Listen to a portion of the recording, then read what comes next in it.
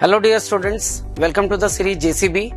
आज की जेसीबी की क्लास में मैं आपके सामने लेकर आया हूं सरफेस केमिस्ट्री। और सरफेस केमिस्ट्री में हम एक नया कॉन्सेप्ट सीखने वाले हैं, that is the term coagulation और फ्लोक्यूलेशन। और इसके करस्पॉन्डिंग सबसे पहली चीज जो हम देखने वाले हैं वो है इसका डेफिनेशन।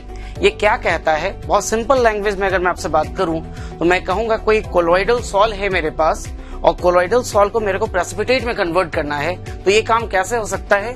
ये काम हो सकता है by using a suitable electrolyte. जैसा कि आप स्टेटमेंट में देख रहे होंगे कि लिखा है the process of aggregation of colloidal salt into an insoluble precipitate by the addition of some suitable electrolyte is called as coagulation. Coagulation को ही हम flocculation भी कहते हैं। अब coagulating value या flocculating value ये क्या होता है, ये भी बच्चों बहुत इंपॉर्टेंट है जानना आपके लिए। इससे डायरेक्टली सवाल पूछे जाते हैं एग्जामिनेशन में। तो स्टेटमेंट देखिए क्या कह रहा है। ये कह रहा है कि मिनिमम कंसंट्रेशन इलेक्ट्रोलाइट का जो हमें जरूरत पड़ेगा किस यूनिट में? मिलीमोल्स में। किस काम के लिए? कोएगुलेशन करवाने के लिए। कितने अमाउंट के लिए? 1 लीटर ऑफ कोलॉइडल सॉल्यूशन के लिए। इसी को हम कोएगुलेशन वैल्यू कहते हैं। आप यहाँ रिप्रेजेंटेशन देख सकते हैं। कोएगुलेशन वैल्यू जो है वो है millimoles of electrolyte divided by the volume of the solution in litres. Next, इसी बात को एक फिगर के थ्रू आप यहाँ पे देख सकते हैं। यहाँ पे कोलॉइडल सॉल है हमारे पास। जब हमने सुटेबल इलेक्ट्रोलाइट डाला तो सुटेबल इलेक्ट्रोलाइट के एडिशन से ये सॉल्ट पार्टिकल न्यूट्रलाइज होते जा रहे हैं। न्यूट्रलाइज होते होते वो आपस में कोएगुलेट करेंगे और कोएगुलेटेड सॉल्ट में कन्वर्ट हो जाते हैं। फाइनली वो प्रेसिपिटेट कर जाते हैं। नाउ कंपैरिजन करना हम सीखते हैं relative coagulating power of 2 electrolytes पे। तो सबसे पहली चीज, एक टर्म तो कोएगुलेटिंग वैल्यू सीखा हमने, एक टर्म होता है कोएगुलेटिंग पावर भी। Coagulating power and coagulation value both are reciprocal of each other, मतलब इनवर्सली रिलेटेड है। कोएगुलेटिंग पावर जो है वो कोएगुलेटिंग वैल्यू से इनवर्सली रिलेटेड होता है। नो, एक और फैक्टर जिससे जेईई में काफी ज्यादा क्वेश्चन पूछा जाता है वो है फैक्टर्स अफेक्टिंग कोएगुलेशन। तो इसके बच्चों हम 4 फैक्टर्स देखने वाले हैं, जिसमें सबसे पहला फैक्टर है the nature of the sol. अब एक सब कैटेगरी आपने पढ़ी होगी सॉल्ट्स की, lyophobic and the lyophilic colloids. हमें पता है लायोफिलिक और लायोफोबिक में जो लायोफोबिक कोलाइड है वो लेस स्टेबल होता है, और लेस स्टेबल होता तो लायोफोबिक कोलाइड जो है वो इजिली कोएगुलेट हो जाता है। लेकिन लायोफिलिक कोलाइड जो है वो इजिली कोएगुलेट नहीं हो पाता। क्या रीजन है? कि वो इलेक्ट्रोलाइट के एडिशन से protective layer of dispersion medium बन जाता है उसके ऊपर, या डिफ्यूज्ड कह सकते हैं पार्ट आप, जो कि सराउंड करता है कोलॉइडल पार्टिकल को, उनको सेफ रखता है।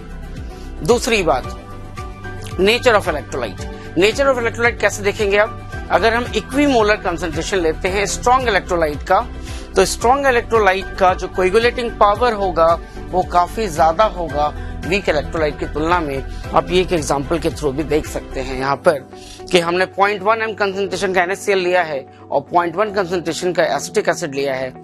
ये स्ट्रॉन्ग इलेक्ट्रोलाइट जैसा बिहेव करता है तो इसकी कोएगुलेटिंग पावर जो है वो ज्यादा रहेगी, कोएगुलेटिंग वैल्यू कम रहेगी। अगली बात, again a very important rule, that is called Hardy Schulze rule. इस रूल के करस्पॉन्डिंग जितनी ज्यादा वैलेंसी होगी कोएगुलेटिंग आयन की, जो कि उतनी ज्यादा उसकी प्रेसिपिटेशन करवाने में हमें हेल्प करने वाली है, और इसी को हम हार्डी-सिजुल रूल कहते हैं। Means greater the valency of the coagulating ion, greater will be the coagulating power and smaller will be the coagulating value. जैसे एक एग्जांपल के थ्रू इसको देखते हैं। हमारे पास कोई पॉजिटिवली चार्ज सॉल्ट है, तो इसको मुझे कोएगुलेट कराना है तो मुझे नेगेटिवली चार्ज आयंस चाहिए होंगे। तो हमने यहाँ पे आपके लिए 1, 2, 3, 4 4 आयन रखा है।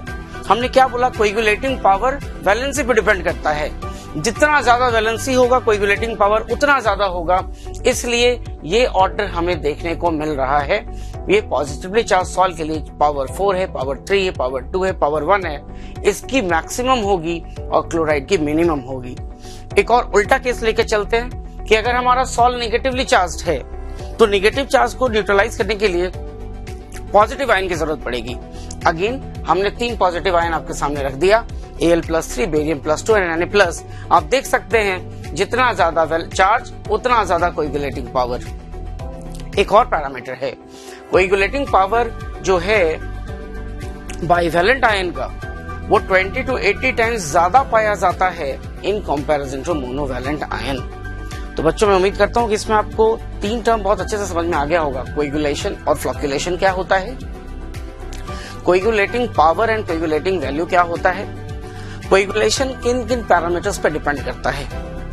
अब आइए हम आगे बढ़ते हैं और 2 PYQs देखते हैं। आइए अब प्रीवियस ईयर क्वेश्चन पे चलते हैं जो कि जेईई में पूछा हुआ है। क्वेश्चन में पूछ रहा है कोएगुलेटिंग पावर बताइए इलेक्ट्रोलाइट का having the ions Na+, Al+3 and Barium+2 for arsenic sulphide salt. तो बच्चों इस क्वेश्चन को सॉल्व करने के लिए सबसे पहले इंपॉर्टेंट है कि आपको पता होना चाहिए what is the nature of this salt, this is positively charged और नेगेटिवली चार्ज्ड। तो देखिए ये जो सॉल्ट है, मेटल सल्फाइड जो होते हैं वो नेगेटिवली चार्ज सॉल्ट होते हैं, और नेगेटिवली चार्ज सॉल्ट हैं तो पॉजिटिव चार्ज वाले आयन ही उनको कोएगुलेट करेंगे। और अभी हार्डी से जो रूल देखा था हमने कि जितना ज्यादा चार्ज होगा आयन के ऊपर कोएगुलेटिंग पावर उतना ज्यादा होगा। तो आप देख सकते हैं Al+3 is having the maximum charge aluminium, then barium and then sodium is having the minimum. So the correct answer should be option number 2। Now moving to the next question. इसी की तरह का एक और सवाल है, ये भी जेईई में पूछा हुआ है। The coagulation of arsenous sulphide salt. Again देखिए सेम बात, सेम चीज जेईई रिपीट कर रहा है। ये कैसा सॉल्ट है? Again a negative salt. ये नेगेटिव सॉल्ट है, पूछ रहा है which of the following salt solution will be most effective. Again the same thing is going to repeat. जितना ज्यादा चार्ज होगा पॉजिटिव आयन पे उतना ज्यादा। तो आप देख पा रहे हैं यहाँ पे आयन पे we have Na+, here we have Al+3, here we have Barium+2, here we have Na+। अब देखिए बच्चों नेगेटिव सॉल्ट है, पॉजिटिव चाहिए, मैक्सिमम चार्ज कहां पे? यहाँ पे। So the correct answer is option number 2। Thank you very much.